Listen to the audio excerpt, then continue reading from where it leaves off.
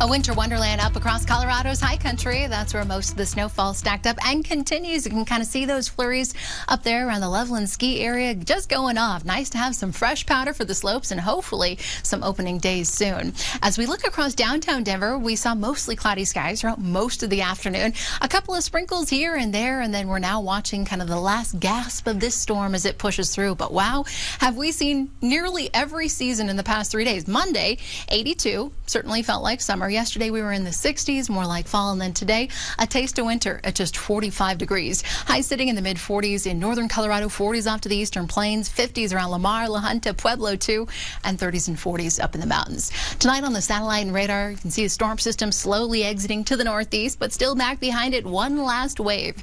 We still have some decent snowfall going up across the northern mountains around Estes Park through the foothills and up toward Fort Collins as well as Greeley. Just some light rain here in the metro area, a little light rain further to the south toward the Palmer Divide. That's where we'll be looking at a little bit more snow.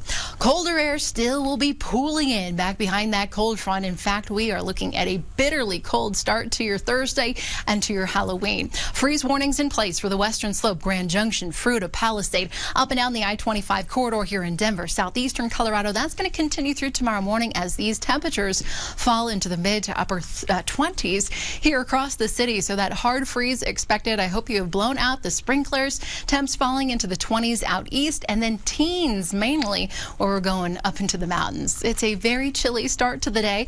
By the later afternoon, the sunshine is out. Temperatures still will be on the cooler side, but good news for trick-or-treaters, mom and dad. Conditions should be dry around the metro area for all of your trick-or-treating adventures.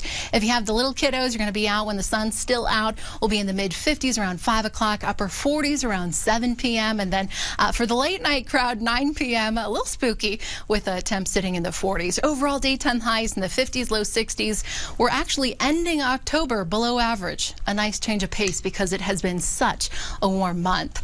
40s for the foothills tomorrow afternoon. We'll stay in the mid 50s up and down the I-25 corridor. And then looking at your super 7-day forecast, kind of a lot going on. Of course, we have Halloween tomorrow, and then the 60s are back Friday and Saturday. We fall back late Saturday night into Sunday. Get that bonus hour right. The clouds will be pushing back in on Sunday, and then our next storm system rolls into the metro on Monday. Another chance for some rain and snow and cooler temperatures. Don't forget to get out and vote on Tuesday. The weather looks pretty good. Hello, my little ghosts and goblins. It's meteorologist Danielle Grant with your trick-or-treating forecast. Nothing too scary about 2024's Halloween. You might need a coat over the costume, but if you have the little kiddos, you're going to be heading out when the sun is still out around 5 o'clock, temps sitting in the mid-50s. The older kids, maybe you're thinking more 6, 7 o'clock.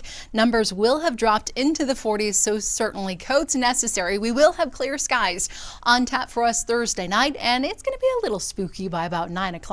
As we watch those temperatures fall to the lower 40s. It will be a dry night for us.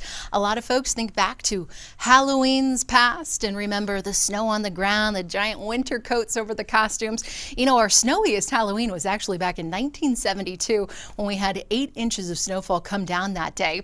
The coldest Halloween, this is the coldest daytime high, 19 degrees. So you factor in 5, 6 o'clock when kiddos were out trick-or-treating. Even chillier into the teens. That was set back in 2002, and then the warmest, the toastiest Halloween that we have ever had, actually fairly recently, 79 with plenty of sunshine back in 2016.